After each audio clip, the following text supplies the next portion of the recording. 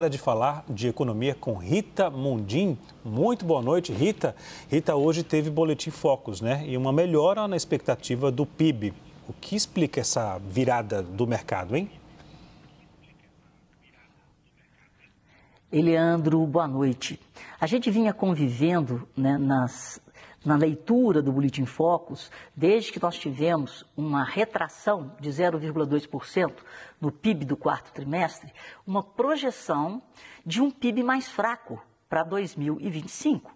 Só que na semana passada, os números das vendas ao varejo atingiram o recorde da série histórica.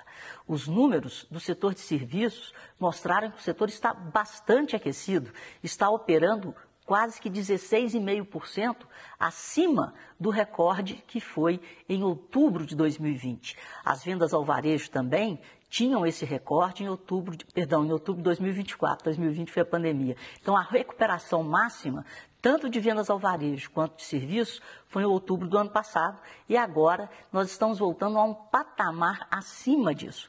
Então, são recordes da série histórica em um momento em que nós temos a taxa Selic a 14,25. Quer dizer, o Banco Central fazendo tudo para dar uma freada na atividade econômica e a atividade econômica se mostrando resiliente. Ainda temos também o primeiro trimestre, é um primeiro trimestre muito benéfico para o agro, porque tem a safra. Então, o agro, por si só, já puxa a economia, mas nós estamos vendo números fortes nas vendas ao varejo, no setor de serviços e apesar desse medo que o mundo está de uma recessão ou de um crescimento global muito menor em função dessa bagunça comercial dos tarifaços, do tarifaço de Trump, que cada dia é uma coisa, aqui no Brasil os economistas voltaram a projetar para cima, ou seja, melhoraram a expectativa do crescimento do PIB. Foi pouquinho? Foi, mas reverteram uma tendência que vinha sendo de baixa e agora virou para uma tendência que pode ser de melhora do crescimento do PIB daqui para frente, apesar da Selic, apesar do tarifaço. E outra coisa que chama atenção, e a gente vê que os economistas estão sentindo a economia aquecida, é que a projeção para a inflação não mudou não, 5,65. A projeção para a Selic também não, 15%.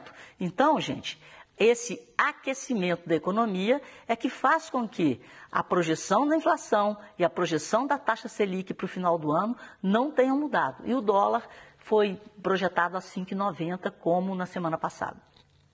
Falando em dólar, Rita, o Donald Trump retirou a taxação de eletrônicos na última sexta e ontem ele voltou a dizer que é uma suspensão temporária. Disse também que estuda novas taxas para outros setores. O mercado está ficando sem rumo diante dessa atuação? E aí? Completamente. E o mercado está ficando volátil. A volatilidade, a oscilação de preços, ela só interessa ao especulador. Porque o investidor, o executivo das grandes empresas, das pequenas, das médias, ele segura, ele para as suas decisões de investimento, de investir ou de desinvestir, dependendo. Então fica tudo paralisado. E na hora que para, a economia começa a patinar. Então essa é a grande questão, porque ninguém está conseguindo tomar decisões quando o assunto é médio e longo prazo. Então está todo mundo focado no curto prazo. E na hora da tempestade, todo mundo foge da chuva e espera ela passar. Só que essa tempestade, ela tem nome, sobrenome, Donald Trump, e ele vai a cada dia mudando o tiroteio. Ele vai, recua, ele falou na sexta-feira, as bolsas reagiram, no domingo todo mundo achava que essa segunda-feira seria histórica, com as bolsas abrindo em alta forte, com o dólar caindo, os juros caindo, mas ontem o secretário de Comércio, o Howard Lutnick, chegou e falou, não, nada disso, as taxas serão provisórias e em menos de um mês, em até um mês, nós vamos mexer de novo nas taxas dos semicondutores, dos aparelhos eletrônicos, e aí, de novo, hoje nós tivemos as bolsas em ligeira alta, o dólar em ligeira queda, esperando o próximo capítulo. E no próximo capítulo, nós já temos dois setores afetados, um positivamente, que são as montadoras americanas, que o Trump está querendo isentar tarifas, então as ações das montadoras subiram muito hoje nos Estados Unidos. E o outro que está afetado negativamente, agora ele virou a metralhadora dele para a indústria farmacêutica americana que está fora dos Estados Unidos. Então, gente, tem muita água ainda para passar debaixo dessa ponte, mas eu repito, eu tenho falado isso desde a semana passada, a volatilidade, a incerteza só interessa para o especulador. E o que Donald Trump tem produzido no mundo é incerteza e volatilidade. Não existe mais um dia igual ao outro. Tudo vai depender do que vier lá da Casa Branca. Rita, deixe-me passar alguns dados, alguns números de uma pesquisa Datafolha aqui sobre inflação aqui no Brasil. Uma pesquisa Datafolha apontou que a inflação forçou a maioria dos brasileiros a rever os hábitos alimentares. 58% disseram que estão comprando menos comida. Entre os mais pobres, esse percentual chega a 67%. Muita gente está dando um jeito de economizar como pode. Por exemplo, 61% passaram a sair menos para comer fora. 50% trocaram o café por uma marca mais barata e 49% estão até bebendo menos café. E não para por aí. Metade dos brasileiros disse que tenta gastar menos com água, luz e gás. Quase a mesma quantidade, 47%, foi atrás de uma renda extra.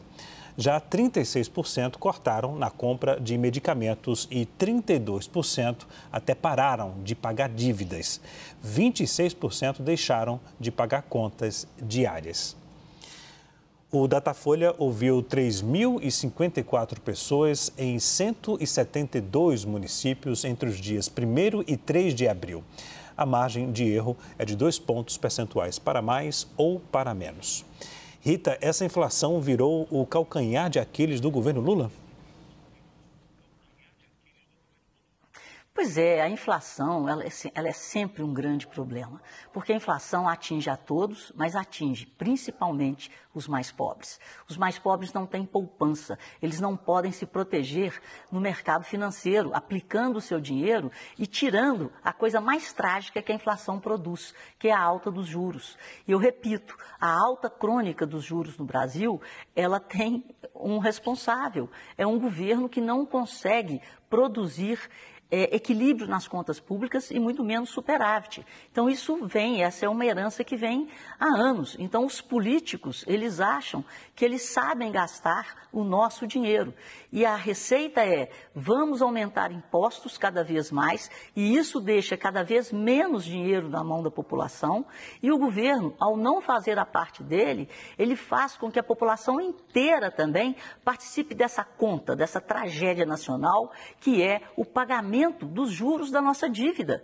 Porque se a gente não aumenta a taxa de juros, o dinheiro que está aqui pode ir embora. E o dinheiro lá de fora pode não entrar mais no Brasil, provocando uma alta do câmbio. Essa alta do câmbio provoca inflação de commodities e aí vira um círculo vicioso. Então, aonde que está o ponto central? É o governo demonstrar na prática a sua intenção de equilibrar as contas, a sua intenção de ter juízo com o dinheiro do contribuinte. Porque senão a taxa de juros não cede, nós já estamos com ela projetada aí a 15%. E eu volto na primeira pergunta, Leandro. O que a gente está vendo, apesar de todo esse esforço da população, porque o Banco Central subiu os juros para tentar segurar a atividade econômica para os preços cederem.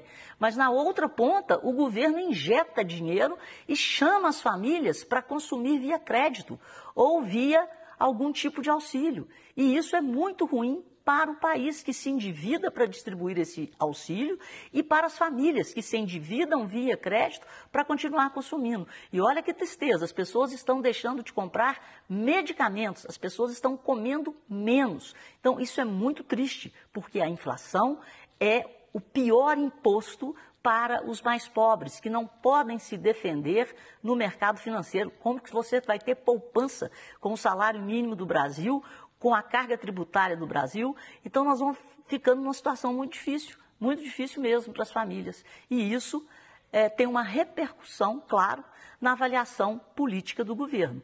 Política e economia caminham de mãos dadas. As decisões políticas é que fazem e trazem como consequência como que a economia vai funcionar. Falamos com a nossa Rita Mundim. Rita, obrigado, viu? E até amanhã. Boa semana.